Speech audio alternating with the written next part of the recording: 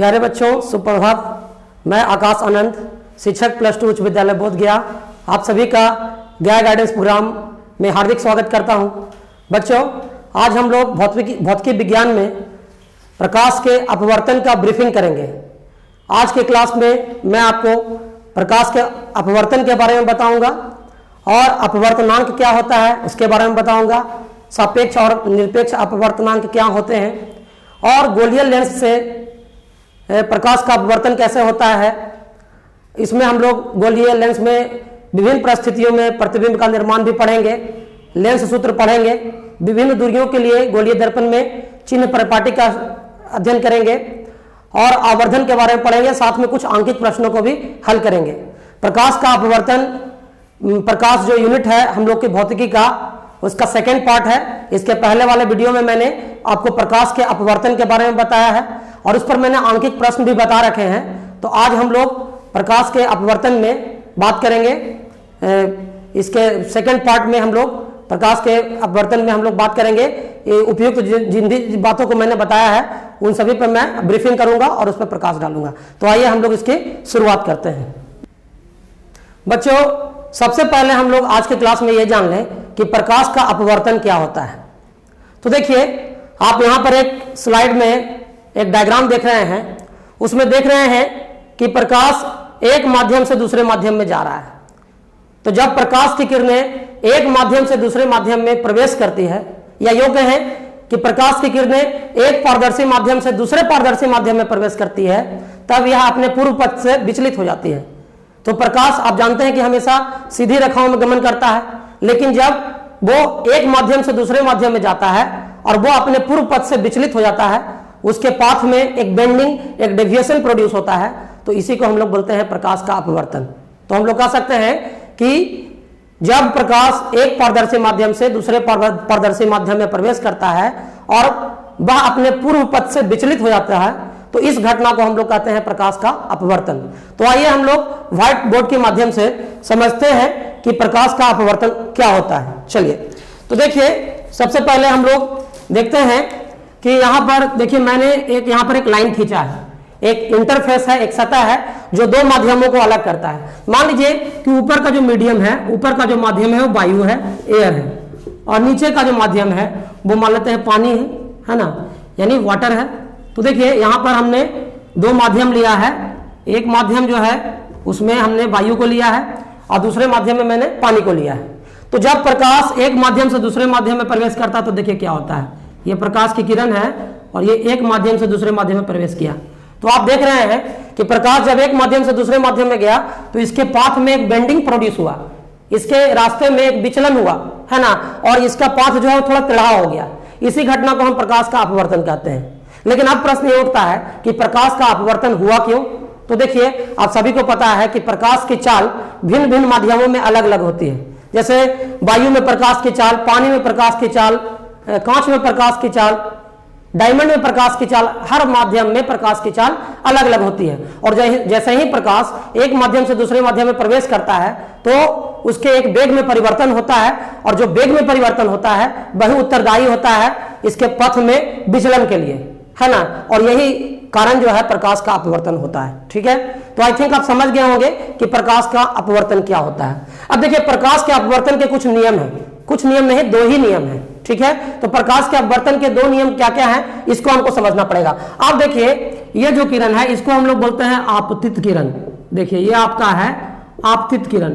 ये जो किरण जो आके फॉल कर रहा है, जो पड़ रहा है, इसको आपतित किरण कहते हैं और इसको बोलते हैं अपवर्तित किरण। अपवर्तित किरण, इसको अंग्रेजी में बोलते हैं रिफ्रैक्टेड रे, इसको हम लोग रिफ्रैक्टेड रे बोलते हैं। और आपतित किरण जो है इसको हम लोग बोलते हैं इंसिडेंट रे। ये जो किरण है इसको हम लोग बोलते हैं इंसिडेंट रे। ठीक है, तो एक आपतित किरण है और दूसरा अपवर्तित किरण है। और ये जो ओ पॉइंट है, ये जो है इसको कहते हैं हम लोग आपतन बिंदु। ये है आपतन बिंदु, जिसको हम लोग बोलते हैं point of incidence. Point of incidence ये हमारा आपतन बिंदु होता है। अगर हम लोग आपतन बिंदु पर एक लंब खींचते हैं, उस लंब को कहा जाता है अभिलंब। तो देखिए, हम यहाँ पर एक लंब खींच रहे हैं, आपतन बिंदु पर हम लोग यहाँ पर एक लंब खींच रहे हैं और इसको कहा जाता है अभिलंब। अंग्रेजी में इसको बोलते हैं नॉर्मल। ठीक है, तो देखिए यहां पर आप समझ गए कि आपतित किरण क्या होता है, अपवर्तित किरण क्या होता है, आपतन बिंदु क्या होता है और अभिलंब क्या होता है। तो देखिए यहाँ अभिलंब और आपतित किरण के बीच एक कोण बनता है, इस कोण को हम लोग आई बोलते हैं और ये कहलाता है आपतन कोण। इसको हम लोग बोलते हैं आपतन कोण, एंगल ऑफ इंसिडेंस बोला जाता है इसको अंग्रेजी में, ठीक है। और यहाँ पर देखिए यहाँ पर भी अभिलंब और अपवर्तित किरण के बीच एक कोण बनता है जिसको आर से सूचित करते हैं और ये होता है अपवर्तन कोण, ये होता है अपवर्तन कोण। इसको हम लोग बोलते हैं angle of refraction, angle of refraction, ठीक है। तो देखिए प्रकाश के परावर्तन के दो नियम हैं, प्रकाश के अपवर्तन के दो नियम हैं। हम लोग अपवर्तन पढ़ रहे हैं तो प्रकाश के अपवर्तन का नियम, प्रकाश के अपवर्तन का नियम, ठीक है। तो प्रकाश के अपवर्तन के दो नियम होते हैं। अब दो नियम क्या क्या होते हैं? पहला नियम होता है कि आपतित किरण, अपवर्तित किरण और आपतन बिंदु पर डाला गया अभिलंब, ये तीनों एक समतल में होते हैं, ठीक है। याद रखिएगा प्रकाश के अपवर्तन का पहला नियम है कि आपतित किरण, अपवर्तित किरण और आपतन बिंदु पर डाला गया अभिलंब, ये तीनों एक ही समतल में होते हैं, ये पहला नियम है। और दूसरा नियम कहता है कि sine of angle of incident and sine of angle of refraction, इन दोनों का रेशियो, यानी आपतन कोण का साइन आप लोग ट्रिग्नोमेट्री में पढ़े हैं, साइन थीटा कॉस थीटा ये सब, तो उसी साइन की मैं बात कर रहा हूं। तो यहां आपतन कोण की जया बोलते हैं, साइन को हिंदी में जया बोलते हैं, और अपवर्तन कोण की जया यानी साइन आई और साइन आर का जो अनुपात होता है, यानी हम यहां पर लिखते हैं दूसरे नियम में साइन आई बटा साइन आर अगर हम लोग करते हैं तो इनका अनुपात जो होता है वो क्या होता है? नियत होता है, एक स्थिरांक होता है और इस स्थिरांक को बोलते हैं अपवर्तनांक, ठीक है। तो देखिए अब यहां पर एक नया टर्म आ गया अपवर्तनांक, तो अब हम लोग इसकी बात करने वाले हैं, ठीक है। तो आई थिंक आप समझ गए होंगे कि प्रकाश के अपवर्तन के कितने नियम हैं। प्रकाश के अपवर्तन के दो नियम हैं। पहला नियम मैंने आपको बताया कि आपतित किरण, अपवर्तित किरण और आपतन बिंदु पर डाला गया अभिलंब तीनों एक ही समतल में होते हैं। और दूसरा मैंने क्या बताया? दूसरा मैंने बताया कि आपतन कोण की जया और अपवर्तन कोण की जया का अनुपात, यानी sine of angle of incidence और sine of angle of refraction, इन दोनों का अनुपात जो होता है वो एक स्थिरांक होता है, एक नियतांक होता है, यानी एक कांस्टेंट होता है जिसको हम लोग अपवर्तनांक कहते हैं। तो चलिए अब हम लोग अपवर्तनांक की बात करेंगे, क्योंकि अब हमारा एक नया टॉपिक जनरेट हो रहा है यहां से, जिसको हम लोग कहते हैं अपवर्तनांक। तो बच्चों अपवर्तनांक जो है इसको अंग्रेजी में हम लोग रिफ्रैक्टिव इंडेक्स बोलते हैं, और आप स्लाइड में देख रहे हैं अपवर्तनांक। अपवर्तनांक किसे कहते हैं? और अपवर्तनांक दो तरह के होते हैं, निरपेक्ष अपवर्तनांक और सापेक्ष अपवर्तनांक। तो अब हमारा जो टॉपिक है वो है अपवर्तनांक, रिफ्रैक्टिव इंडेक्स। इसके बारे में हम लोग थोड़ा सा जान लेते हैं। चलिए तो अब हम लोग अपवर्तनांक की बात करते हैं कि अपवर्तनांक होता क्या है। देखिए बच्चों अपवर्तनांक के बारे में अगर हम कहें तो ये कह सकते हैं कि जब प्रकाश एक पारदर्शी माध्यम से दूसरे पारदर्शी माध्यम में प्रवेश करता है, या ये जरूरी नहीं है कि प्रकाश हमेशा एक पारदर्शी माध्यम से ही दूसरे पारदर्शी माध्यम में प्रवेश करे। ऐसा भी हो सकता है कि प्रकाश निर्वात से यानी वैक्यूम से किसी माध्यम में प्रवेश करे। तो अगर प्रकाश एक माध्यम से दूसरे माध्यम में प्रवेश करता है या निर्वात से किसी माध्यम में प्रवेश करता है, तब उसके पथ में एक विचलन होता है, उसके पाथ में एक डेविएशन होता है। तो जो उसके पाथ में कितना डेविएशन हुआ, उसके मतलब रास्ते में कितना विक्षेपण हुआ है ना, ये जो है रिफ्रैक्टिव इंडेक्स यानी अपवर्तनांक के टर्म में हम लोग मेजर करते हैं, ठीक है। यानी अपवर्तनांक बताता है कि प्रकाश जब एक माध्यम से दूसरे माध्यम में जाता है तो उसके पथ में विचलन कितनी मात्रा में हुआ ये बताता है। तो यही आपका अपवर्तनांक होता है, ठीक है। या ये भी कह सकते हैं कि जब प्रकाश एक माध्यम से दूसरे माध्यम में प्रवेश करता है तो दोनों माध्यमों में प्रकाश की चाल का जो अनुपात है इसको भी हम लोग अपवर्तनांक कहते हैं, ठीक है। तो देखिए अगर हम लोग यहां पर बात करते हैं, यहां पर हम मान लेते हैं कि माध्यम यहां पर 1 है, ये मान लीजिए कि माध्यम 1 है और यहां पर हम लोग लिखते हैं ये माध्यम हमारा 2 है। एक मीडियम 1 है और दूसरा मीडियम 2 है, और लाइट जो है इस माध्यम से यानी माध्यम 1 से माध्यम 2 में प्रवेश किया, देख लीजिए। तो यहां पर हम लोग वो पॉइंट जो लेते हैं आपतन बिंदु के रूप में, और इस पर हम लोग एक अभिलंब खींच रहे हैं। देखिए अभिलंब हमने खींच दिया, यहाँ पर एन हमारा जो है अभिलंब है, ये आपतन कोण बन गया, ये अपवर्तन कोण बन गया। मान लेते हैं कि माध्यम 1 में प्रकाश की चाल है C1 और माध्यम 2 में प्रकाश की चाल है C2, ठीक है। तो यहां पर हम ऐसे कह सकते हैं कि अपवर्तनांक जो है ये हम लोग कैसे इसको मेजर करेंगे। हम यहाँ पर लिखते हैं C1 बटा C2, यानी प्रकाश की चाल मीडियम 1 में और प्रकाश की चाल मीडियम 2 में, और इन दोनों का अगर अनुपात लेंगे तो ये हो जाएगा μ21। देखिए μ21 लिखने का मतलब क्या होगा, ये सापेक्ष अपवर्तनांक है, यानी जब एक माध्यम का अपवर्तनांक जब दूसरे माध्यम के रेस्पेक्ट में हम लोग निकालते हैं तो उसको हम लोग सापेक्ष अपवर्तनांक कहते हैं। यानी यहां पर मीडियम 2 का रिफ्रैक्टिव इंडेक्स मीडियम 1 के रेस्पेक्ट में लिखा गया है, यानी माध्यम 2 का अपवर्तनांक माध्यम 1 के सापेक्ष लिखा गया है, और ये होता है माध्यम 1 में प्रकाश की चाल बटा माध्यम 2 में प्रकाश की चाल, और ये हमारा होता है सापेक्ष अपवर्तनांक। ठीक है, तो ये सापेक्ष अपवर्तनांक आपका होता है, और इसी को हम लोग ऐसे भी लिख सकते हैं μ21। अभी हमने पढ़ा sin I बटा sin R, है ना, ये कहलाता है प्रकाश के अपवर्तन का दूसरा नियम, इसको हम लोग स्नेल का नियम भी कहते हैं, ये है स्नेल का नियम, इसको आप लोग याद रखेंगे। ठीक है, तो हम लोग ये कह सकते हैं कि अपवर्तनांक क्या है, तो sin I और sin R का अनुपात है, और ये भी कह सकते हैं कि दो माध्यमों में प्रकाश के चाल का अनुपात होता है। ठीक है, अगर हम लोग बात करें कि तो ये सापेक्ष अपवर्तनांक तो आप समझ गए कि जब एक माध्यम का अपवर्तनांक दूसरे के सापेक्ष लिखा जाता है तो वो सापेक्ष अपवर्तनांक है। लेकिन अगर मान लीजिए कि यहाँ पर हमारा माध्यम ना होकर के यहाँ पर होता निर्वात, मान लीजिए ऊपर में हमारा निर्वात होता और नीचे कोई माध्यम होता, ठीक है, और यहाँ पर निर्वात में प्रकाश की चाल को हम लोग C मान लेते हैं, और माध्यम M है और माध्यम M में प्रकाश की चाल को हम CM मान लेते हैं। तो यहाँ सब भी देखिए कि निर्वात से प्रकाश जो है किसी माध्यम में प्रवेश कर रहा है, और यहाँ पर हम लोग अभिलंब बना रहे हैं, ये आपका एक नॉर्मल है N, यहाँ पर I है और यहाँ पर R है। तो यहाँ पर म्यू अगर हम लिखते हैं या म्यू लिखते हैं या म्यू भी लिख सकते हैं या μm लिखते हैं, तो ये क्या हुआ, ये निरपेक्ष अपवर्तनांक है।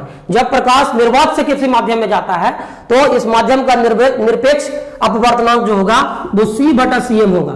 C बटा CM का मतलब क्या हुआ, यानी निर्वात में प्रकाश की चाल जो कि 3 × 10⁸ मीटर पर सेकेंड होता है, और माध्यम में प्रकाश की चाल, इन दोनों का ये अनुपात होता है। ठीक है, तो ये आप समझ गए कि सापेक्ष अपवर्तनांक क्या होता है और निरपेक्ष अपवर्तनांक क्या होता है। ठीक है, तो देखिए अपवर्तनांक जो है ये दो माध्यमों में प्रकाश की चाल का अनुपात भी है, और साथ ही साथ इसके साथ ही साथ मतलब ये sin I और sin R का रेशियो भी है, और साथ ही साथ ये भी बताता है कि प्रकाश जब एक पारदर्शी माध्यम से दूसरे पारदर्शी माध्यम में जाता है तो उसके रास्ते में कितना मतलब होता है विचलन उसके रास्ते में, ये भी जो है अपवर्तनांक हम लोगों को बताता है। ठीक है, चलिए आई थिंक आप समझ गए होंगे। अब हम लोग यहाँ पर एक और बात को हम लोग समझ लेते हैं जो कि बहुत जरूरी है आप लोग के लिए जानना। देखिए प्रकाश जो है, प्रकाश के लिए हम यहाँ पर बात करते हैं कि अपवर्तनांक का जो मान होता है वो अलग अलग माध्यमों का अलग अलग होता है, और जनरली आपके बुक में एक टेबल दिया रहता है, उस टेबल में अपवर्तनांक का वैल्यू दिया रहता है कि डायमंड का 2.5 है या ग्लास का इतना है, ऐसे करके कुछ दिया रहता है। तो वो जो वैल्यू दिया रहता है वो निरपेक्ष अपवर्तनांक का वैल्यू दिया हुआ रहता है किताबों में। ठीक है, तो हर माध्यम के लिए निरपेक्ष अपवर्तनांक का वैल्यू जो है वो दिया रहता है। तो या प्रश्न जब सॉल्व आप इसके न्यूमेरिकल प्रॉब्लम को सॉल्व करेंगे तो वो आपको दिया हुआ रहेगा। ठीक है, अब यहाँ पर हम लोग बात करते हैं सघन और विरल माध्यम की। देखिए यहाँ पर बात करते हैं सघन माध्यम और विरल माध्यम। ठीक है, सघन माध्यम जो है इसको अंग्रेजी में बोलते हैं डेंसर मीडियम। ठीक है, डेंसर मीडियम, और ये विरल माध्यम जो है इसको हम लोग बोलते हैं रेयरर मीडियम, है ना। अब देखिए डेंसर मीडियम और रेयरर मीडियम क्या है। देखिए सबसे पहले हम लोग बोलते हैं कि डेंसर मीडियम या सघन माध्यम वो है जिसमें प्रकाश की चाल कम होती है।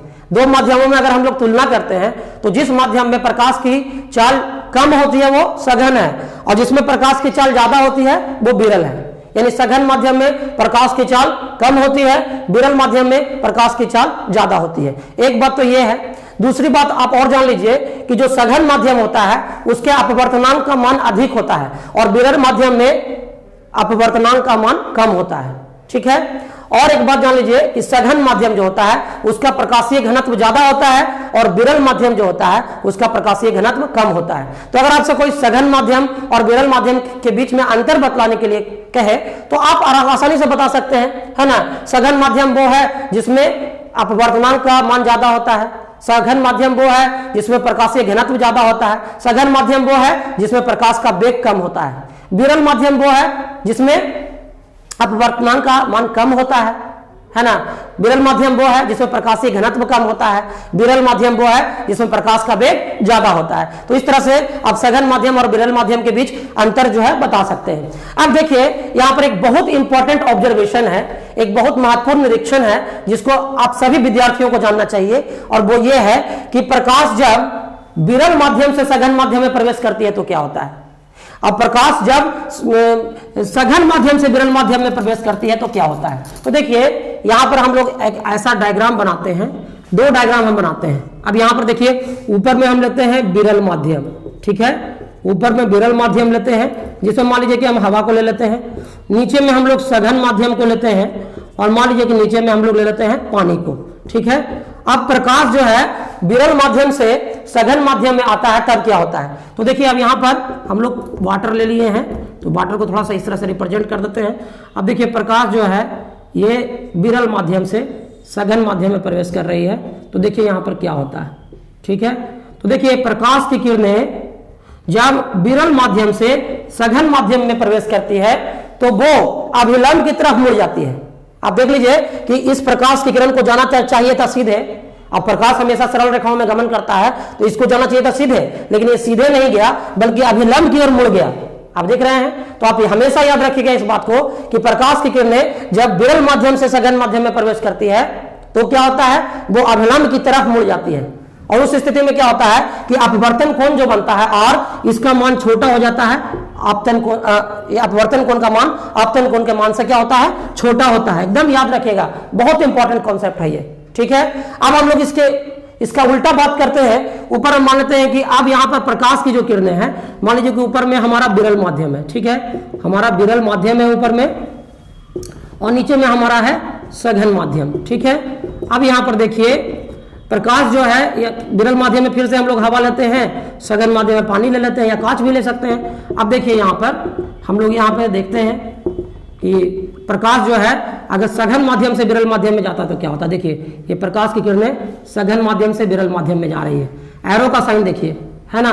क्या देख रहे हैं आप इसमें आप देख रहे हैं कि प्रकाश की किरणें जब सघन माध्यम से विरल माध्यम में प्रवेश करती है तो क्या होता है, वो अभिलंब से दूर भागती है, अभिलंब से दूर भागती है, और इस स्थिति में अपवर्तन कोण आर का जो मान है वो आपतन कोण आई से जो है वो क्या होता है, बड़ा हो जाता है, ठीक है। यहां पर एंगल आर जो है वो ग्रेटर देन एंगल आई हो जाता है, ठीक है। तो ये बातें एकदम आप ध्यान में रखिएगा, है ना।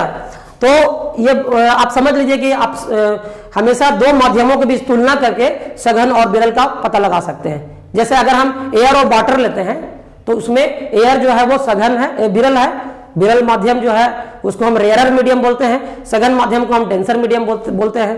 तो एयर जो है वो रेयरर है और वाटर डेंसर है। फिर तरह से वाटर और मतलब ग्लास लेते हैं तो वाटर रेयरर और ग्लास डेंसर हो जाएगा। ग्लास और डायमंड लेते हैं तो फिर ग्लास रेयरर और वाटर डेंसर हो जाएगा, डायमंड डेंसर हो जाएगा, ठीक है। तो ये आप बात, इस चीज को आप समझ लीजिएगा, ठीक है। तो ये दो ऑब्जर्वेशन मैंने आपको बताया है। देखिए एक तीसरा ऑब्जर्वेशन भी मैं आपको बता देता हूं लगे हाथ। देखिए तीसरा ऑब्जर्वेशन क्या है कि जब प्रकाश की किरणें, यहां पर तो आप देख रहे हैं कि एक बहुत इंपॉर्टेंट बात है कि प्रकाश एक माध्यम से दूसरे माध्यम में जाती है तो अपने पथ से विचलित तभी होती है जब प्रकाश तिरछा प्रवेश करता है एक माध्यम से दूसरे माध्यम में।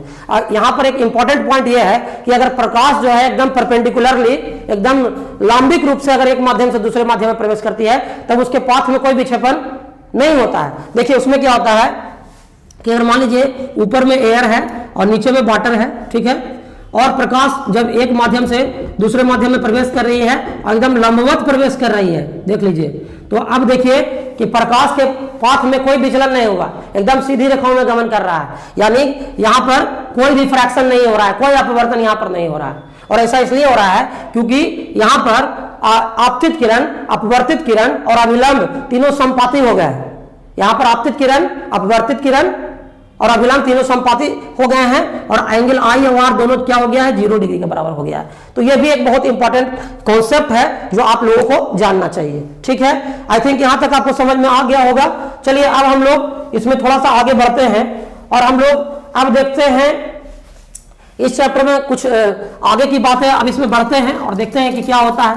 देखिए अब मैं आपको बताने जा रहा हूं कि प्रकाश का एक बहुत इंपॉर्टेंट नियम है, रिवर्सिबिलिटी प्रिंसिपल ऑफ लाइट, है ना। प्रकाश की उत्क्रमणीयता का सिद्धांत, जिसको हम लोग बोलते हैं reversibility principle of light, reversibility principle of light. ठीक है, इसको भी आप लोग समझ लीजिए थोड़ा सा कि रिवर्सिबिलिटी प्रिंसिपल ऑफ लाइट क्या होता है। ठीक है, तो देखिए जब यहां पर है कि प्रकाश की उत्क्रमणीयता का सिद्धांत, देखिए यह बहुत इंपॉर्टेंट है, आपको जानना है, इसलिए हम आपको बता दे रहे हैं कि प्रकाश की उत्क्रमणीयता का सिद्धांत क्या है, रिवर्सिबिलिटी प्रिंसिपल ऑफ लाइट क्या है।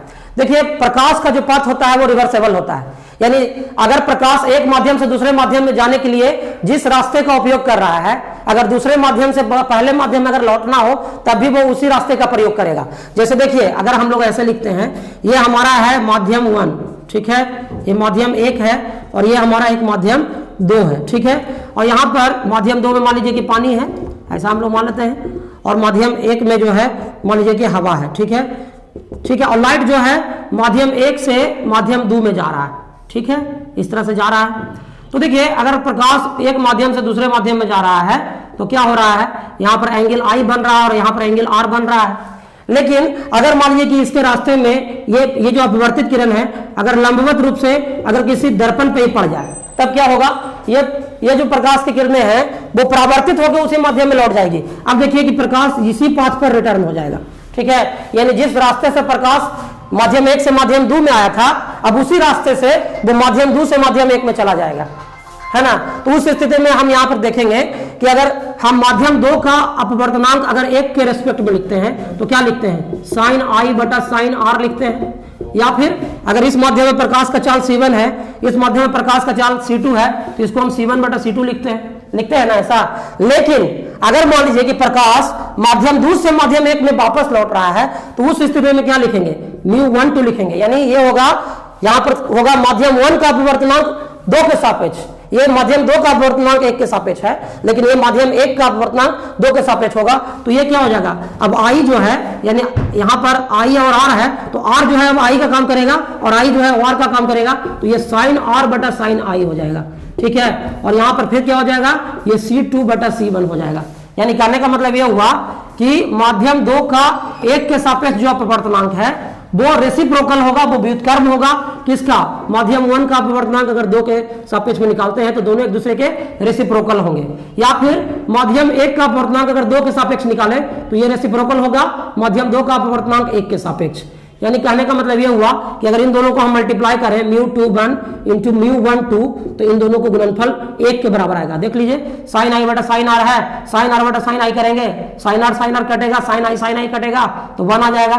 या फिर C1 बटा C2 इंटू C2 बटा C1 होगा तब भी 1 आएगा। तो ये जो है मैथमेटिकल फॉर्म है, μ21 गुने μ12 का प्रोडक्ट जो है वो 1 के बराबर है। ये प्रकाश की उत्क्रमणीयता का सिद्धांत जो है इसका क्या है, ये जो है मतलब कि एक मैथमेटिकल फॉर्म है। ठीक है, तो आई थिंक आप समझ गए होंगे कि क्या जो है सिद्धांत होता है प्रकाश की उत्क्रमणीयता का। ठीक है, what is reversibility principle of light, I think आपको समझ में आ गया होगा। ठीक है बच्चों, तो यहां तक हम लोग कर चुके हैं और आई थिंक आप समझ भी गए होंगे कि प्रकाश की उत्क्रमणीयता का सिद्धांत क्या होता है, रिवर्सिबिलिटी प्रिंसिपल ऑफ लाइट क्या होता है। आई थिंक सभी लोग इस चीज को समझ चुके हैं। चलिए अब जो है हम लोग गोलीय लेंस के अपवर्तन पे अब हम लोग आते हैं। ठीक है, कि प्रकाश का अपवर्तन गोलीय लेंस में कैसे होता है, क्योंकि 10th क्लास का जो हमारा टॉपिक है वो यही हमारा मेन टॉपिक है। ठीक है, तो अब हम लोग आते हैं सीधे स्लाइड की ओर और देखते हैं कि हम लोग अभी क्या पढ़ेंगे। देखिए क्रैश कोर्स में समय बहुत कम होता है, तो मैं आपको जो मुख्य बिंदुएं हैं जो परीक्षा के लिए बहुत उपयोगी है मैं उसी पर फोकस करूंगा। ठीक है, इस वीडियो के डिस्क्रिप्शन बॉक्स में आपको एक PDF प्रोवाइड किया जाएगा, उसमें कुछ और भी इस चैप्टर के और भी अन्य बातों की जानकारी दी गई है जो कि परीक्षा में आपसे नहीं पूछा जाएगा लेकिन आपको जानकारी रखनी चाहिए। तो मैं उन बिंदुओं पर अभी बात नहीं कर रहा हूं क्योंकि 1 शॉट वीडियो है, बहुत जल्दी में खत्म करना है, तो मैं आपको मुख्य चीजों की जानकारी दे रहा हूं। देखिए अब यहां पर है लेंस की परिभाषा, प्रकार, उत्तल और अवतल लेंस में अंतर। ठीक है, तो अब हम लोग लेंस पे फोकस करते हैं कि लेंस क्या होता है। ठीक है, तो आइए हम लोग समझते हैं कि लेंस हमारा क्या होता है। तो देखिए आपको सबसे पहले जानना चाहिए कि लेंस क्या होता है। ठीक है, तो देखिए लेंस जो होता है एक ऐसा पारदर्शी माध्यम होता है लेंस जो 2 सतहों से घिरा होता है, जो दो पारदर्शी सतहों से घिरा होता है, जिसके दो सतहों में कम से कम एक सतह को निश्चित रूप से वक्र होना चाहिए। ठीक है, यानी लेंस जो है वो एक क्या है, एक पारदर्शी माध्यम है या एक ऐसा माध्यम है जो दो पारदर्शी सतहों से घिरा होता है और उसके दो पारदर्शी सतहों में कम से कम एक पारदर्शी सतह जो होता है वो निश्चित रूप से वक्र होना चाहिए। अगर दोनों वक्र है तो तब और अच्छा है ना। तो आई थिंक आप समझ गए होंगे कि लेंस क्या होता है। ठीक है, और लेंस जो होते हैं वो दो तरह के होते हैं। एक लेंस आपका लेंस जो है वो दो तरह का होता है। कौन कौन सा लेंस होता है? तो एक होता है आपका उत्तल लेंस। ठीक है, एक उत्तल लेंस होता है और दूसरा होता है आपका अवतल लेंस। ठीक है, तो उत्तल लेंस और अवतल लेंस आप समझ रहे हैं। तो उत्तल लेंस जो होता है इसको हम लोग अंग्रेजी में बोलते हैं कन्वेक्स लेंस, और अवतल लेंस जो होता है उसको हम लोग बोलते हैं कॉनकेव लेंस। देखिए इसमें आप समझ लीजिए कि उत्तल लेंस जो होता है एक ऐसा लेंस होता है जिसका मध्य भाग मोटा होता है किनारों की तुलना में। ठीक है, और अवतल लेंस एक ऐसा लेंस होता है जिसका मध्य भाग पतला होता है किनारों की तुलना में। ठीक है, यानी उत्तल लेंस वैसे लेंस को कहते हैं जिसका मध्य भाग किनारों की तुलना में मोटा होता है। अवतल लेंस वैसा लेंस होता है जिसका मध्य भाग किनारों की तुलना में पतला होता है। तो देखिए यहां पर तीन तरह के उत्तल लेंस होते हैं। देखिए यहां पर तीन तरह का उत्तल लेंस जो होता है उसके बारे में मैं बता देता हूं आपको। एक होता है आपका इस तरह का लेंस जिसको हम लोग बोलते हैं प्लानो कन्वेक्स लेंस, यानी समतलोत्तल लेंस। समतलोत्तल लेंस इसको अंग्रेजी में बोलते हैं प्लानो कन्वेक्स लेंस। ठीक है, और ये देखिए एक होता है आपका इस तरह का कन्वेक्स लेंस, इसको हम लोग बोलते हैं बाई कन्वेक्स लेंस। इसको हम लोग बोलते हैं plano convex lens. Plano convex lens. ठीक है, और ये होता है आपका by convex lens. By convex lens यानी ये द्विउत्तल लेंस है। ठीक है, और एक होता है ये आपका होता है कनकेवो कन्वेक्स लेंस। देखिए ये आपका इस तरह से होता है, इस तरह से आपका एक लेंस होता है। ठीक है, तो ये इसको हम लोग बोलते हैं, इसको हम लोग द्विउत्तल लेंस बोलते हैं, द्विउत्तल लेंस। और इसको हम लोग बोलते हैं अवतलोत्तल लेंस। अवतलोत्तल लेंस यानी इसको बोलते हैं कॉनकेवो कन्वेक्स लेंस। ठीक है, देखिए ये तीन तरह का उत्तल लेंस होता है, लेकिन आपको पढ़ना है इसी लेंस के बारे में। लेंस का प्रकार तो आप जान गए हैं। इसको हम लोग गोलीय लेंस होता है कहलाता है ये, क्योंकि इसका दोनों परावर्तक सतह जो है गोलीय है। गोलीय दर्पण गोलीय मतलब कि गोले का भाग होता है इसलिए। ठीक है, और ये आपका अवतल लेंस जो है होता है ये भी आपका तीन तरह का होता है। एक होता है समतलावतल लेंस। समतलावतल लेंस इसको हम लोग बोलते हैं प्लानो कॉनकेव लेंस। देखिए इसका डायग्राम मैं आपको बता देता हूं। इस तरह से इसका डायग्राम होता है, ये आपका इसका डायग्राम है। ठीक है, देखिए और एक होता है आपका ये होता है द्वि अवतल लेंस। देखिए ये इस तरह से बनता है, इसको हम लोग बाई कनकेव लेंस भी बोलते हैं। इसको हम लोग बाई कनकेव लेंस बोलते हैं, बाई कनकेव लेंस। और देखिए एक होता है आपका उत्तलावतल लेंस। उत्तलावतल लेंस। ठीक है, इसको हम बोलते हैं प्लानो, इसको convexo concave lens. Convexo concave lens. ठीक है, जिसको हम लोग इस तरीके से बना सकते हैं, देख लीजिए।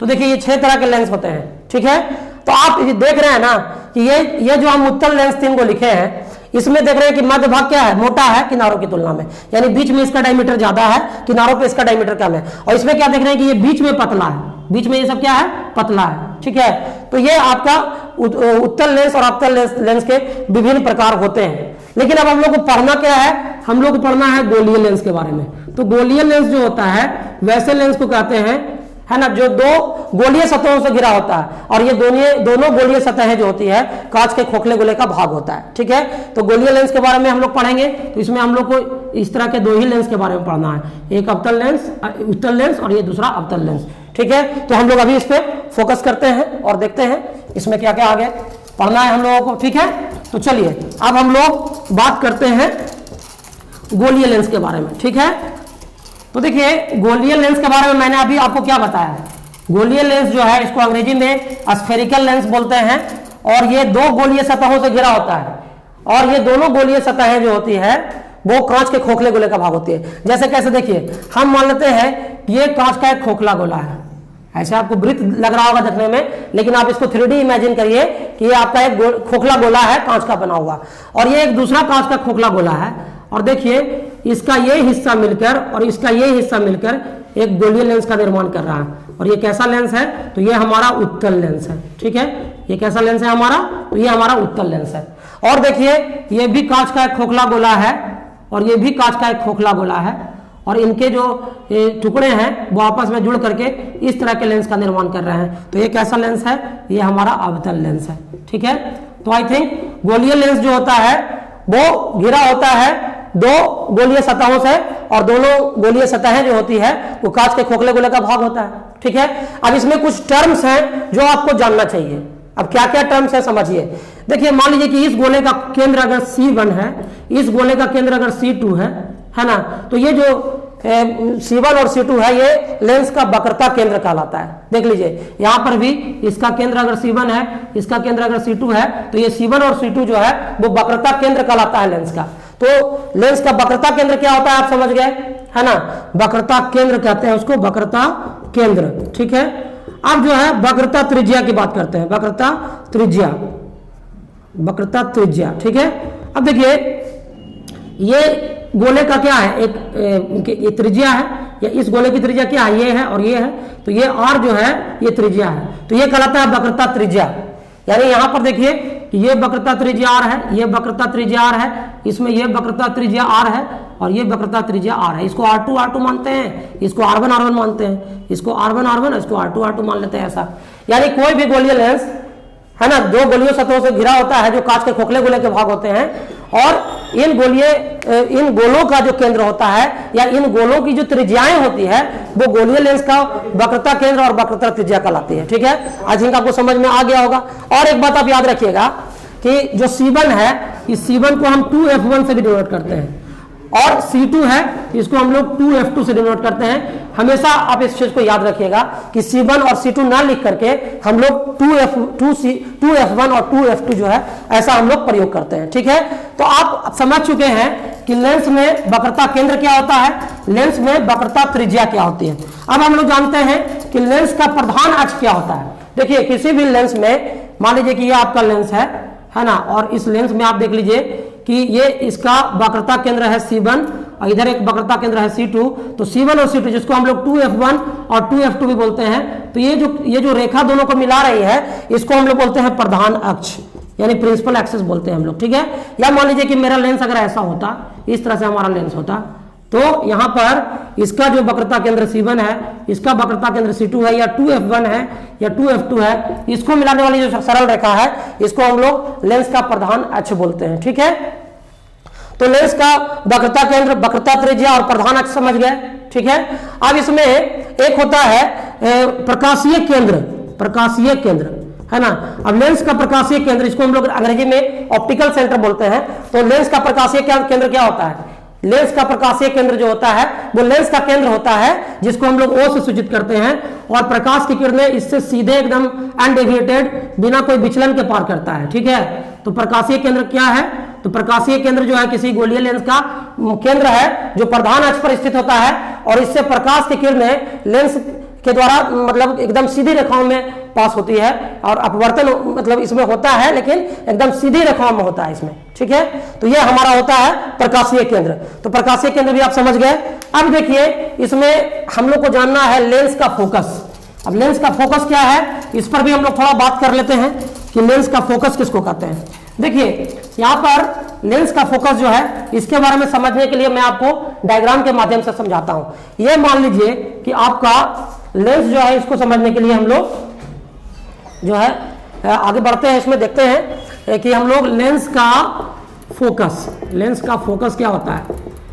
ठीक है, और फोकस दूरी व फोकस दूरी। ठीक है, तो लेंस की फोकस दूरी क्या है, लेंस का फोकस क्या है, इस पे हम लोग बात करते हैं। तो देखिए यहाँ पे ये मान लीजिए कि हमारा एक उत्तल लेंस है। ठीक है, और इसमें आप देखिए कि ये प्रकाशीय केंद्र है। जो भी प्रकाश की किरणें लेंस के प्रधान अक्ष के समानांतर होते हुए अगर लेंस पर आपतित होती है, तो लेंस के द्वारा अपवर्तन के बाद जिस बिंदु से वो गुजरता है या गुजरता हुआ प्रतीत होता है वही फोकस कहलाता है। देखिए इस बिंदु से प्रकाश की किरणें अपवर्तित होकर के गुजर रही है। और देख लीजिए ये भी एक प्रधान अक्ष के समानांतर आपतित किरण है जो अपवर्तन के बाद इस बिंदु से गुजर रही है। ये भी प्रकाश के मतलब प्रधान अक्ष के समांतर होते हुए प्रकाश की किरणें लेंस पर आपतित होती है और लेंस के अपवर्तन के बाद इसी बिंदु से गुजर रही है। तो ये जो बिंदु F2 है यही आपका फोकस कहलाता है। फोकस दोनों साइड में होता है लेंस के, ठीक है, लेकिन यहाँ पर आपका मेन फोकस है, प्राइमरी फोकस है, ये आपका सेकेंडरी फोकस हो जाएगा, ठीक है। अब अगर हम लोग अवतल लेंस के बारे में बात करें तो देखिए अवतल लेंस में क्या होता है, ये हमारा अवतल लेंस है और इसमें भी देख लेते हैं कि किसी अवतल लेंस में प्रधान अक्ष के समानांतर आपतित किरणें लेंस के द्वारा अपवर्तन के बाद प्रधान अक्ष के जिस बिंदु से होकर गुजरती है या गुजरती हुई प्रतीत होती है वो फोकस कहलाता है। तो देखिए यहाँ पर ये पैरेलल जा रहा है, ये अपवर्तित होकर उधर चला गया, पीछे बढ़ाने पर इस बिंदु पर मिला। ये प्रकाश की किरण है, अपवर्तित होकर के उधर चला गया, इसको पीछे बढ़ाए तो इसी बिंदु पे मिला। एक और प्रकाश का किरण जो है प्रधान अक्ष के समानांतर गया, उधर चला गया, इसको भी पीछे बढ़ाए तो यहाँ पे मिला। एक और समानांतर रेखा है वो इधर चला गया, इसको भी पीछे बढ़ाए तो यहाँ पे मिला। तो आप देख लीजिए कि ये जो है इस साइड में जो है मेन फोकस है किसी भी कॉन्केव लेंस का। तो यानी अगर गोलीय लेंस के फोकस को डिफाइन करना हो तो हम लोग कैसे कहेंगे, क्या डिफाइन करेंगे इसको, तो हम लोग कहेंगे कि किसी गोलीय लेंस में प्रधान अक्ष के समानांतर आपतित किरणें लेंस के द्वारा अपवर्तन के बाद प्रधान अक्ष के जिस बिंदु पर अभिसरित होती है यानी वास्तविक रूप में गुजरती है या अपसरित होती है यानी गुजरती हुई प्रतीत होती है, वही जो है लेंस का फोकस कहलाता है। और लेंस के फोकस को F से डिनोट करते हैं। किसी भी लेंस में दो फोकस होते हैं क्योंकि प्रकाश के जाने का जो पथ है वो लेफ्ट से राइट भी हो सकता है, राइट से लेफ्ट भी हो सकता है, लेकिन नियमानुसार हमेशा प्रकाश जो है लेफ्ट से राइट की ओर जाता है। इसलिए मेन यहाँ पर अगर हम लोग देखें तो उत्तल लेंस के जो केस में हम लोग देखते हैं तो राइट साइड में हमेशा होता है मेन फोकस, लेफ्ट साइड में होता है उसका सेकेंडरी फोकस। और अवतल लेंस के केस में मेन फोकस जो होता है वो लेफ्ट साइड में होता है और सेकेंडरी फोकस जो है राइट साइड में होता है, ठीक है। तो ये बातों को आप लोग याद रखिएगा। और फोकस दूरी क्या होता है, तो प्रकाशीय केंद्र और फोकस के बीच की दूरी फोकस दूरी कहलाती है। इसको स्मॉल एफ से डिनोट करते हैं। आप देख लीजिए यहाँ से लेके यहाँ तक का जो दूरी है इसको स्मॉल एफ से डिनोट करते हैं। तो ये फोकस दूरी यहाँ पर भी देख लीजिए, ये आपका फोकस दूरी जो है एफ हो गया, ठीक है। तो लेंस में आप लोग समझ गए हैं इसके टर्म्स के बारे में भी, ठीक है। तो आइए हम लोग इसमें आगे बढ़ते हैं। देखिए इस स्लाइड में जो पीडीएफ प्रोवाइड किया गया है इसमें डायग्राम भी आप देख रहे हैं, अलग अलग तरह के लेंस जो है जिसको मैंने आपको व्हाइट बोर्ड पे समझाया है, ठीक है। और लेंस में जितने भी टर्म्स हैं इस टर्म्स के बारे में मैं आपको बता चुका हूं कि कौन कौन से लेंस में टर्म्स होते हैं, है ना। Radius of curvature, centre of curvature, optical centre, इन सारों बातों की जानकारी आपको दी गई है, ठीक है। अब देखिए हमारा यहाँ पर एक बहुत इंपॉर्टेंट टॉपिक है, वो है उत्तल लेंस और अवतल लेंस में प्रतिबिंब का निर्माण, ठीक है। उत्तल लेंस और अवतल लेंस में प्रतिबिंब का निर्माण जो है ये बहुत इंपॉर्टेंट है। इसका आप देख लीजिए कि यहाँ पर 6 कंडीशन दिखाए गए हैं। उत्तल लेंस में प्रतिबिंब का निर्माण जो है वो 6 परिस्थितियों में किया गया है और आपको याद रखना है।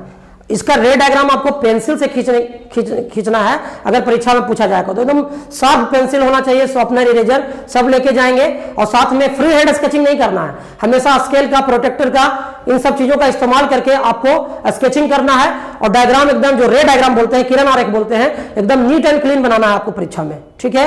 आई थिंक आप पढ़े भी हैं लेकिन चलिए इसको हम लोग एक बार फिर से फ्लैशबैक करते हैं।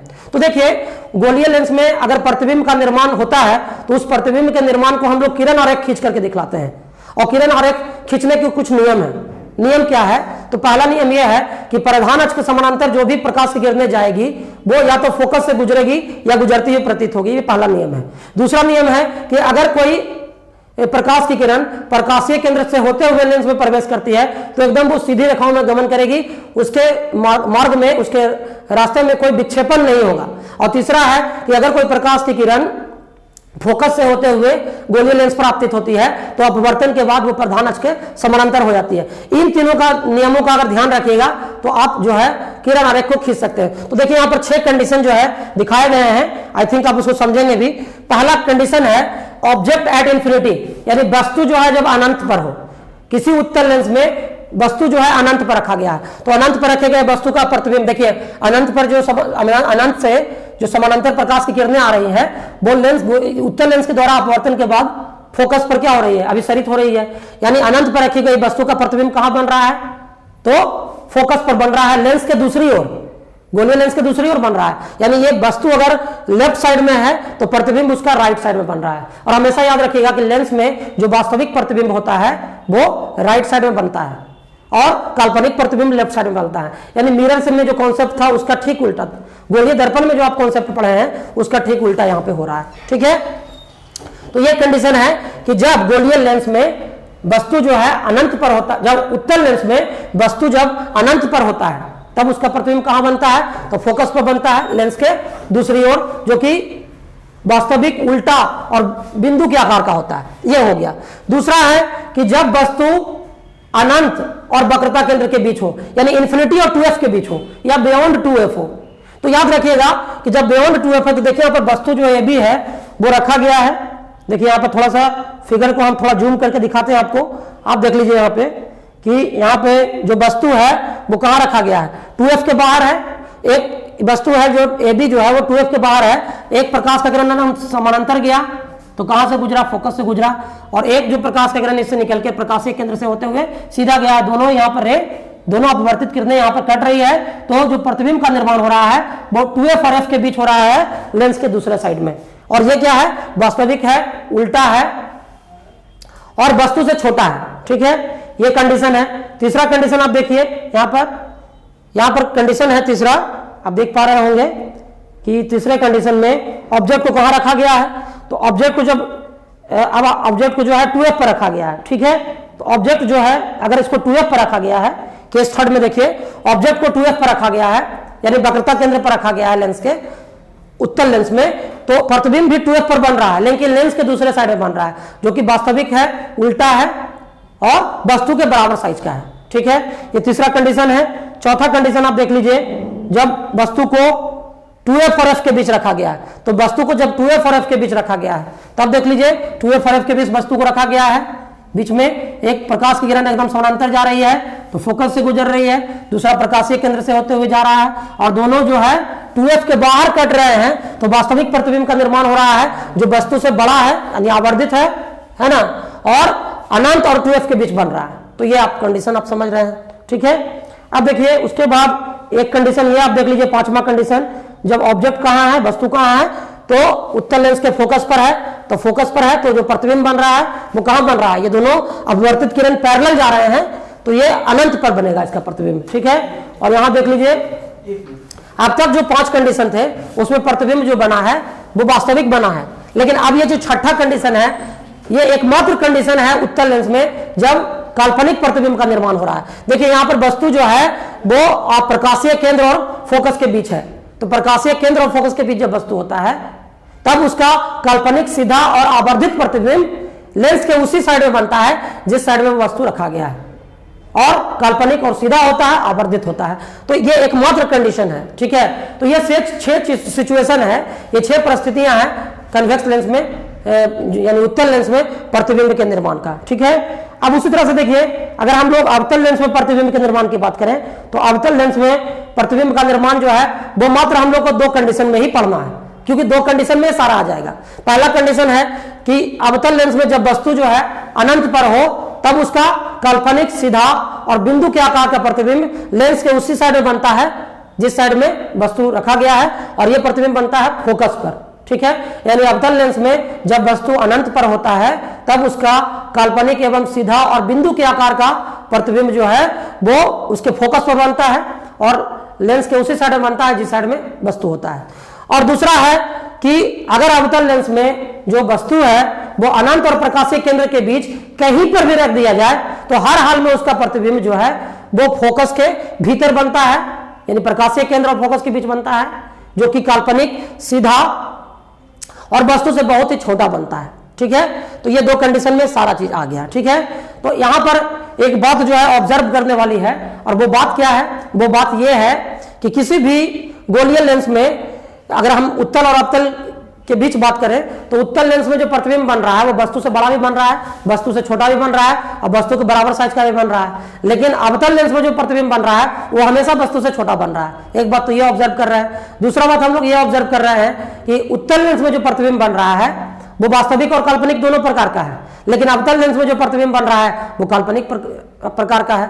तीसरा हम लोग नोटिस कर रहे हैं कि उत्तल लेंस के द्वारा जो उत्तल लेंस में जैसे जैसे वस्तु लेंस के करीब आ रही है वैसे वैसे प्रतिबिंब का साइज बढ़ रहा है, लेकिन अवतल लेंस में हम देखते हैं कि प्रतिबिंब हर परिस्थिति में फोकस के भीतर ही बनेगा और काल्पनिक और सीधा होगा, है ना, और वस्तु से छोटा होगा, है ना। तो ये सब चीजें जो है ऑब्जर्व करने वाली बातें हैं जो आप ऑब्जर्व कर सकते हैं, ठीक है। चलिए अब जो है इसमें हम लोग आगे बढ़ते हैं और लेंस में चिन्ह परिपाटी क्या होता है इस पर भी हम लोग बात करते हैं। तो आइए हम लोग इधर बोर्ड के माध्यम से इसको समझते हैं, ठीक है। तो देखिए अब हम लोग इसमें आगे बढ़ रहे हैं और ध्यान देना है आप लोगों को जो मैं आपको बताने जा रहा हूं, ठीक है। हम लोग पढ़ने जा रहे हैं गोलीय लेंस में चिन्ह परिपाटी। गोलीय लेंस में चिन्ह परिपाटी। चिन्ह परिपाटी क्या है, देखिए आपको मैं बता दूं कि किसी भी गोलीय लेंस में जो बिंब दूरी होता है, बिंब दूरी उसको हम लोग डिनोट करते हैं U से, है ना। प्रतिबिंब दूरी जो होता है उसको हम लोग डिनोट करते हैं V से। फोकस दूरी जो है उसको हम लोग डिनोट करते हैं स्मॉल f से। और बिंब का आकार जो है, बिंब की ऊंचाई जो है उसको हम लोग डिनोट करते हैं h से।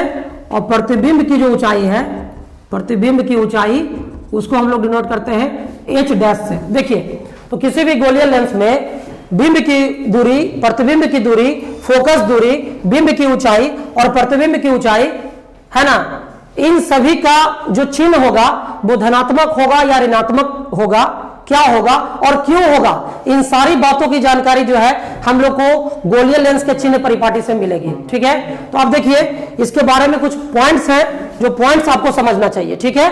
तो देखिए पॉइंट्स क्या क्या हैं, ध्यान रखिएगा। यहां पर ऐसे समझिए कि मान लेते हैं ये हमारा गोलीय लेंस है, ठीक है, ये गोलीय लेंस है। और यहां पर देखिए यहां पर ए बी हमारा क्या है, ए बी हमारा ये बिंब है, ए बी हमारा बिंब है। और मान लीजिए कि यहां पर ए डैश बी डैश जो है वो क्या है, हमारा प्रतिबिंब है, प्रतिबिंब है। ये यहां से यहां तक की जो दूरी है वो U है, यानी प्रकाशीय केंद्र से वस्तु दूरी जो है U है। और प्रकाशीय केंद्र से जो प्रतिबिंब दूरी है इसको हम लोग V मान लेते हैं। और ये मान लीजिए कि यहाँ पर इसका फोकस है F1, यहाँ पर इसका फोकस है मतलब 2F वक्रता केंद्र है 2F1, यहाँ पर फोकस इसका है F2, वक्रता केंद्र मान लीजिए है 2F2, ऐसा कुछ है, ठीक है। तो यहाँ से यहाँ तक की फोकस दूरी यहाँ पर देख लेते हैं कि यहाँ से यहाँ तक का जो फोकस दूरी है वो क्या होगा, यहाँ से यहाँ तक का दूरी जो है वो F होगा, है ना। इसके हाइट को हम लोग H1 मान रहे हैं, H मान रहे हैं, यानी AB की हाइट को H मान रहे हैं, इसको H डैश मान रहे हैं, ठीक है। तो देखिए कुछ बातें हैं जो आपको ध्यान में रखनी होगी। सबसे पहली बात, चिन्ह परिपाटी का पहला नियम कहता है कि कोई भी दूरी अगर मापना हो तो हम लोग प्रकाशीय केंद्र O से मापेंगे, यानी अगर वस्तु दूरी मापना है तो प्रकाशीय केंद्र से वस्तु की ओर आएंगे। अगर प्रतिबिंब दूरी मापना है तो प्रकाशीय केंद्र से स्टार्ट करते हुए प्रतिबिंब की तरफ जाएंगे। यानी आपका स्टार्टिंग पॉइंट हर हाल में क्या होना चाहिए, ऑप्टिकल सेंटर होना चाहिए। यानी किसी भी गोलीय लेंस में दूरियों को मापने के लिए जो हमारा रेफरेंस पॉइंट होता है, जो हमारा मूल बिंदु होता है वो होता है प्रकाशीय केंद्र। तो ये बात याद रखिएगा कि किसी भी दूरी को मापने के लिए अगर हम स्टार्टिंग करते हैं तो किधर से करते हैं, तो उसके प्रकाशीय केंद्र से करते हैं। यानी वस्तु दूरी मापने के लिए कभी भी वस्तु से प्रकाशीय केंद्र की ओर नहीं आएंगे, कभी भी प्रतिबिंब दूरी मापना है तो प्रतिबिंब से प्रकाशीय केंद्र की ओर नहीं आएंगे, बल्कि प्रकाशीय केंद्र से हमको बिंब की ओर जाना है, प्रकाशीय केंद्र से प्रतिबिंब की ओर जाना है, प्रकाशीय केंद्र से फोकस की ओर जाना है। यह नियम होता है, ठीक है। दूसरा नियम यह है कि बिंब को हमेशा लेफ्ट साइड में होना चाहिए, यानी हमेशा बायां पक्ष जो है उसी साइड में होना चाहिए, वस्तु हमेशा बाएं पक्ष में ही होना चाहिए, ये नियम है, ठीक है। तो object should be always placed towards left side of the lens, object को हमेशा लेंस के लेफ्ट साइड में होना चाहिए, ये बात ध्यान रखिएगा। तो ये दो बात आपको मैंने बताया। तीसरा बात आप जान लीजिए कि आपतित किरण की दिशा में अगर आपको, यह है आपतित किरण की दिशा, आपतित किरण की दिशा, क्योंकि जो भी प्रतिबिंब बनेगा तो बिंब से निकल करके जाएगा, तो आपतित किरण की जो दिशा होगी वो आपकी धनात्मक दिशा होगी, ठीक है, धनात्मक दिशा। यानी कि जो भी दूरी आप आपतित मतलब प्रकाशीय केंद्र O से अगर कोई भी दूरी मापने के लिए अगर आपतित किरण की दिशा में आप जाते हैं तो वो दूरी जो है धनात्मक मानी जाएगी। लेकिन अगर आप इसके विपरीत आइएगा, यानी आपतित किरण के विपरीत दिशा, आपतित किरण की विपरीत दिशा जो होगी, विपरीत दिशा, तो इसमें जो है ये ऋणात्मक दिशा मानी जाएगी, ये ऋणात्मक हो जाएगा, ऋणात्मक दिशा, समझ रहे हैं। यानी कि अगर आपको प्रकाशीय केंद्र O से है ना, दूरी मापने के लिए आपतित किरण की दिशा में जाना पड़ता है तो दूरी धनात्मक होता है, लेकिन अगर आपतित किरण के विपरीत दिशा में जाना पड़ता है तो वो दूरी जो है ऋणात्मक होता है। ये बात याद रखिएगा। और एक बात याद ये रखना है आपको कि प्रधान अक्ष के ऊपर की दिशा में जो दूरी मापते हैं वो ऋणात्मक होगा। जैसे यहां पर बिंब तो हमेशा ऊपर की दिशा में ही ऊपर की ओर रखा जाएगा, है ना। किसी भी गोलीय लेंस में जब प्रतिबिंब बनाना होगा बिंब का, तो बिंब हमेशा क्या होगा, सीधा, यानी बिंब हमेशा प्रधान अक्ष के ऊपर की दिशा में होगा, तो हमेशा ऑब्जेक्ट का जो हाइट है वो पॉजिटिव होगा। लेकिन प्रतिबिंब अगर नीचे बन रहा है तो यहाँ उसका हाइट जो है वो नेगेटिव हो जाएगा। यानी प्रकाशीय केंद्र के ऊपर की दिशा में जो दूरी मापेंगे वो धनात्मक होगा, और प्रधान अक्ष के ऊपर की दिशा में जो दूरी मापेंगे वो धनात्मक होगा, और प्रधान अक्ष के नीचे की दिशा में जो दूरी मापेंगे वो आपका ऋणात्मक होगा। तो इन बातों का आपको ध्यान रखना है। और मोटा मोटी आप ऐसे समझ सकते हैं कि अगर आप मैथमेटिक्स में कोऑर्डिनेट सिस्टम पढ़े हैं तो आप ऐसे भी याद रख सकते हैं। आप देख लीजिए, इस तरह से आप यहाँ पर बनाइएगा, ये एक्स डैश है, ये ओ है, यहाँ पर एक्स है, ये वाई है, ये वाई डैश है, ठीक है। तो यहाँ पर देखिए कि इधर सारा कुछ क्या होता है, इधर जो है सारा नेगेटिव होता है, इधर सारा कुछ क्या होता है, पॉजिटिव होता है, ऊपर सारा कुछ क्या होता है, पॉजिटिव, और नीचे क्या होता है, नेगेटिव। तो यानी याद रखिएगा कि किसी भी लेंस में लेफ्ट साइड का दूरी जो है वो ऋणात्मक होगा, राइट साइड का दूरी जो है वो धनात्मक होगा, ऊपर साइड का जो दूरी है प्रधान अक्ष का वो धनात्मक होगा, और प्रधान अक्ष के नीचे का साइड का जो दूरी है वो ऋणात्मक होगा। इन बातों का आप ध्यान रखिएगा तो आसानी से आप साइन कन्वेंशन के अनुसार जो है चिन्हों को लेने में कभी गलती नहीं करेंगे, ठीक है। तो ये आपको गोलीय लेंस में चिन्ह परिपाटी के बारे में मैंने आपको जानकारी दिया है, ठीक है। अब जो है इसमें हम लोगों को जानना है, क्या जानना है हम लोग को इसमें, तो अब हम लोग को इसमें जानना है किस चीज के बारे में, तो लेंस सूत्र के बारे में हम लोग जानेंगे अब, ठीक है। लेंस सूत्र, अब देखिए लेंस सूत्र जो है इस चैप्टर में न्यूमेरिकल बनाने के लिए बहुत जरूरी है। अब लेंस सूत्र क्या है, तो किसी भी गोलीय लेंस में प्रतिबिंब दूरी, बिंब दूरी और फोकस दूरी के बीच का एक संबंध है जिसको हम लोग लिखते हैं 1/v माइनस 1/u बराबर 1/f, है ना। यानी ये जो है इसको हम लोग लेंस फॉर्मूला या लेंस सूत्र के नाम से जानते हैं, और न्यूमेरिकल प्रॉब्लम हम लोग इससे सॉल्व करते हैं, ठीक है। उसके बाद एक चीज और है, वो है गोलीय लेंस में आवर्धन, ठीक है। गोलीय लेंस में आवर्धन, ठीक है, इस पे भी हम लोग आते हैं। तो आवर्धन जो होता है, ये गोलीय लेंस में आवर्धन क्या है भाई, तो देखिए किसी भी गोलीय लेंस के द्वारा बनाया गया प्रतिबिंब वस्तु से बड़ा भी हो सकता है, वस्तु से छोटा भी हो सकता है, और वस्तु के बराबर साइज का भी हो सकता है। तो ये आवर्धन एक संख्या है जो ये बतलाती है कि गोलीय लेंस के द्वारा बनाया गया प्रतिबिंब बिंब के आकार का कितना गुना है, यानी बिंब से कितना गुना है, बिंब से 4 गुना है या 3 गुना है, या बिंब का आधा है, या बिंब का 1/4 है ना। यानी बिंब का मतलब बिंब के सापेक्ष वो कितना गुना है प्रतिबिंब का साइज, ये हम लोग को आवर्धन बताता है। और आवर्धन जो है इसको हम लोग आवर्धन को जो है एम से सूचित करते हैं, ठीक है। और ये प्रतिबिंब दूरी, प्रतिबिंब की ऊंचाई और बिंब की ऊंचाई का अनुपात होता है, ठीक है, याद रखिएगा। आवर्धन जो होता है किसी भी गोलीय लेंस में वो प्रतिबिंब की ऊंचाई और बिंब की ऊंचाई का अनुपात होता है, ठीक है। यानी इसको हम लोग लिख सकते हैं प्रतिबिंब की ऊंचाई बटा बिंब की ऊंचाई, ठीक है। और एक चीज आप लोग जान लीजिए कि गोलीय लेंस में हमेशा हम लोग आवर्धन जो है वो धनात्मक भी हो सकता है और ऋणात्मक भी हो सकता है। जैसे देखिए यहां पर अगर हम बात करें तो एच क्या है, एच जो है वो बिंब की ऊंचाई है, तो बिंब की ऊंचाई तो हमेशा धनात्मक होगी, है ना। लेकिन प्रतिबिंब की ऊंचाई धनात्मक हो ये जरूरी नहीं है। प्रतिबिंब की ऊंचाई धनात्मक तब होगी जब काल्पनिक और सीधा प्रतिबिंब बनेगा। अगर काल्पनिक और वास्तविक और उल्टा प्रतिबिंब बनेगा तो बिंब की ऊंचाई, प्रतिबिंब की ऊंचाई क्या होगी, ऋणात्मक हो जाएगी, है ना। तो उस स्थिति में जो एच डैश का साइन है वो नेगेटिव हो जाएगा। तो इसका मतलब है कि एम जो है, आवर्धन एम जो है वो धनात्मक भी हो सकता है और आवर्धन एम जो है वो ऋणात्मक भी हो सकता है। तो धनात्मक किसके लिए होगा, काल्पनिक प्रतिबिंब के लिए, काल्पनिक प्रतिबिंब के लिए होगा, ठीक है, याद रखिएगा। काल्पनिक प्रतिबिंब के लिए जो आवर्धन है वो धनात्मक होगा, और वास्तविक प्रतिबिंब के लिए जो आवर्धन होगा वो क्या होगा, ऋणात्मक होगा, है ना।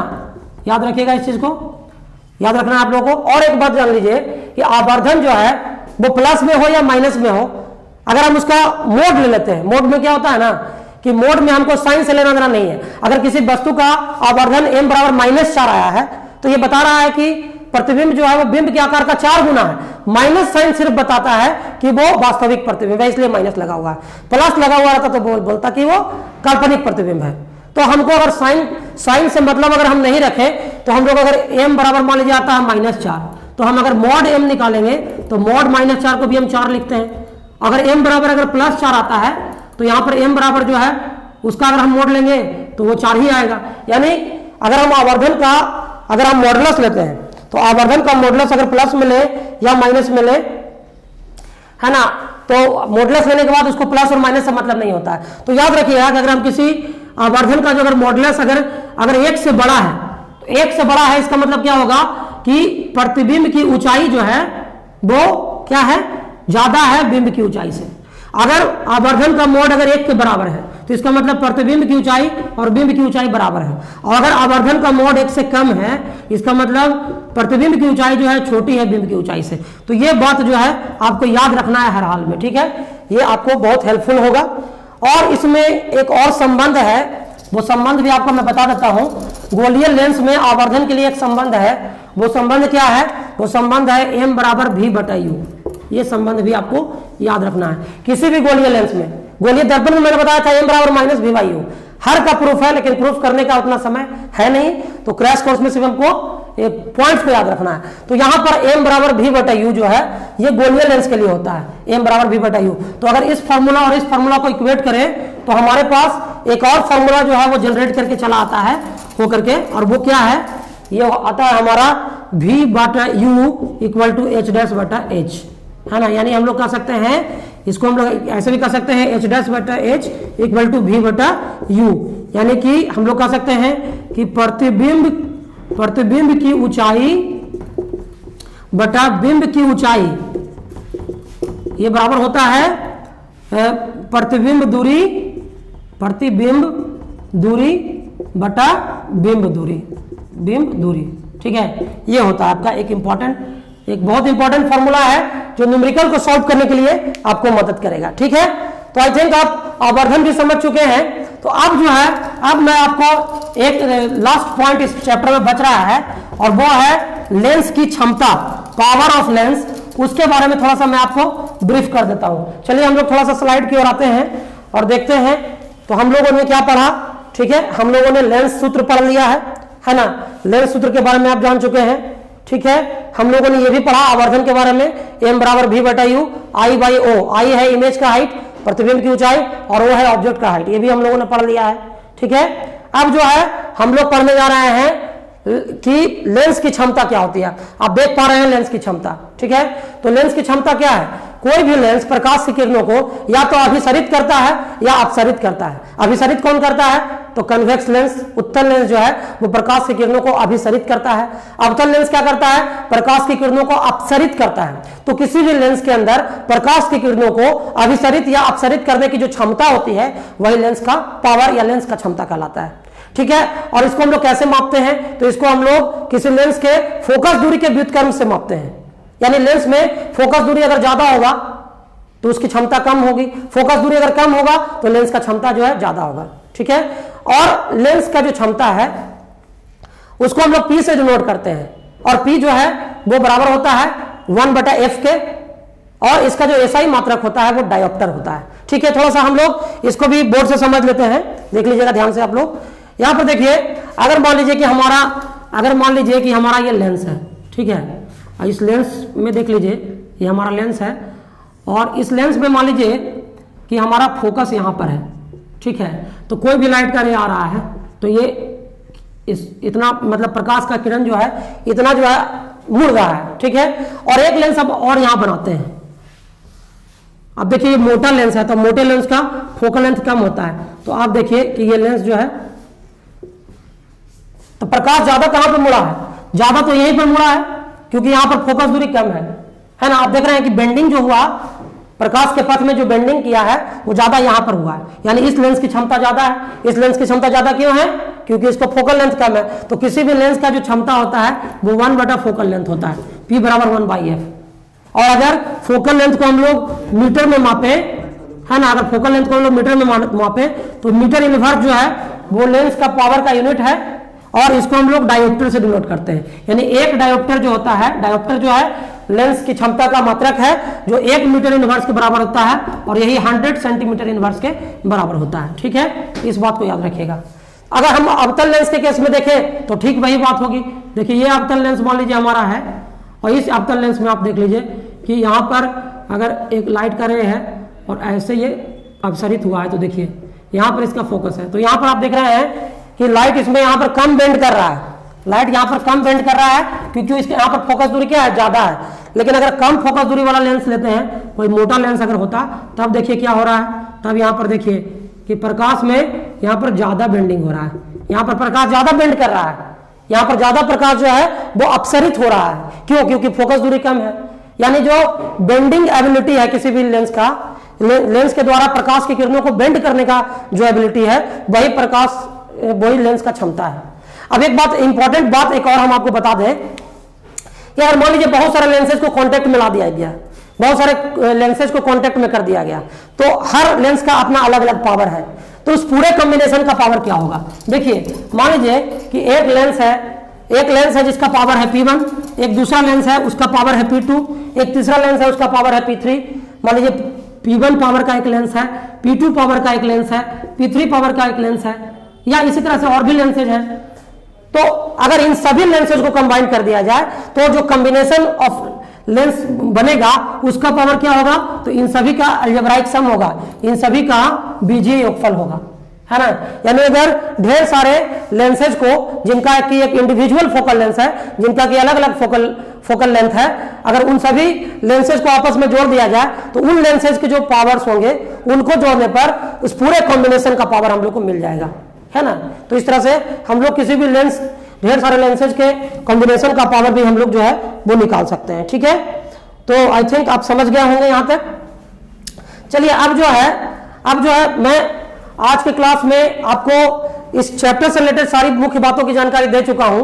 अब मैं आपको एक और वीडियो के माध्यम से आंकिक प्रश्नों की जानकारी दूंगा, जिसमें मैं आपको बताऊंगा कि न्यूमेरिकल्स प्रॉब्लम जो है इस चैप्टर में किस प्रकार के पूछे जाते हैं, तो वो मैं आपको सॉल्व करके बताऊंगा। तब तक के लिए धन्यवाद।